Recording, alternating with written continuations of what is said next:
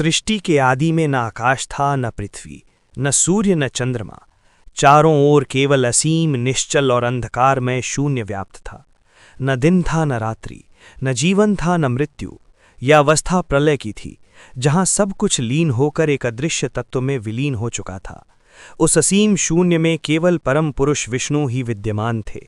वे न जन्म लेते हैं, न नष्ट होते हैं। वे सृष्टि के कारण भी हैं और सृष्टि से परे भी।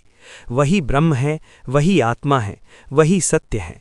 उनके भीतर ही संपूर्ण ब्रह्मांड बीज रूप में स्थित रहता है। भगवान विष्णु क्षीर सागर में योग निद्रा में स्थित थे। उनका रूप शांत, दिव्य और अनंत था। उनकी नाभि से एक अद्भुत कमल प्रकट हुआ, जो धीरे धीरे फैलता गया। उसी कमल पर प्रकट हुए ब्रह्मा, जिनके 4 मुख थे और जिनका कार्य था सृष्टि की रचना करना।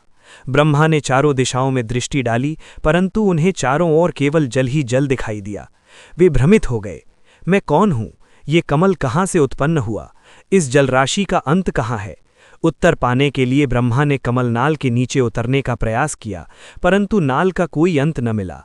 तब उन्होंने ऊपर उठकर ध्यान किया। दीर्घ तपस्या के पश्चात उन्हें भगवान विष्णु का साक्षात्कार हुआ। विष्णु ने कहा, हे ब्रह्मा, तुम मेरी नाभि से उत्पन्न हुए हो। सृष्टि की रचना तुम्हारा कर्तव्य है। मेरे आदेश से तुम लोकों, प्राणियों और देवताओं की सृष्टि करो। भगवान के वचन सुनकर ब्रह्मा का संशय दूर हुआ। उन्होंने सृष्टि रचना आरंभ की। सृष्टि की प्रथम रचना।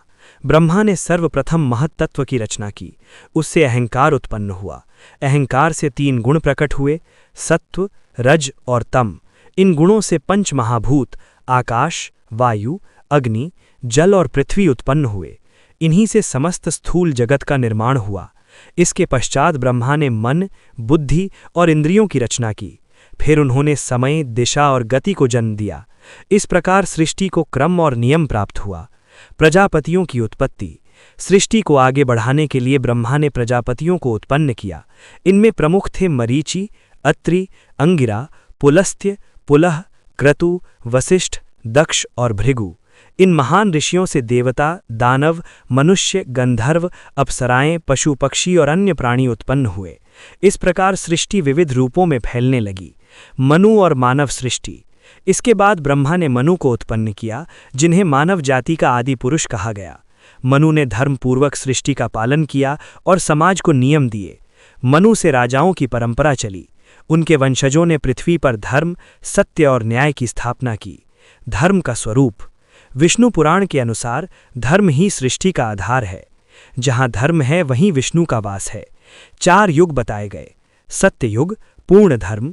त्रेता युग, धर्म का 3/4 भाग। द्वापर युग, आधा धर्म। कलयुग, केवल 1/4 धर्म। प्रत्येक युग में भगवान विष्णु विभिन्न रूपों में अवतार लेकर धर्म की रक्षा करते हैं। विष्णु का परम स्वरूप। विष्णु पुराण में कहा गया है कि विष्णु ही ब्रह्मा हैं, विष्णु ही शिव हैं, विष्णु ही इंद्र हैं और विष्णु ही संपूर्ण जगत हैं। जो जन्म लेता है वो विष्णु से ही उत्पन्न होता है। जो नष्ट होता है वो विष्णु में ही लीन होता है। प्रलय और पुनः सृष्टि।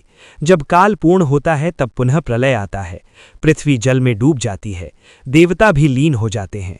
तब केवल विष्णु ही शेष रहते हैं। योग निद्रा के पश्चात पुनः वही कमल, वही ब्रह्मा और वही सृष्टि आरंभ होती है। यही सृष्टि का अनंत चक्र है। विष्णु भक्ति का महत्व। विष्णु पुराण में बार बार कहा गया है कि जो व्यक्ति अहंकार छोड़कर भगवान विष्णु की भक्ति करता है वो जन्म मृत्यु के बंधन से मुक्त हो जाता है। ज्ञान, कर्म और भक्ति तीनों का अंतिम लक्ष्य विष्णु की प्राप्ति है। समापन। इस प्रकार विष्णु पुराण की शुरुआत हमें ये सिखाती है कि सृष्टि न संयोग है न दुर्घटना।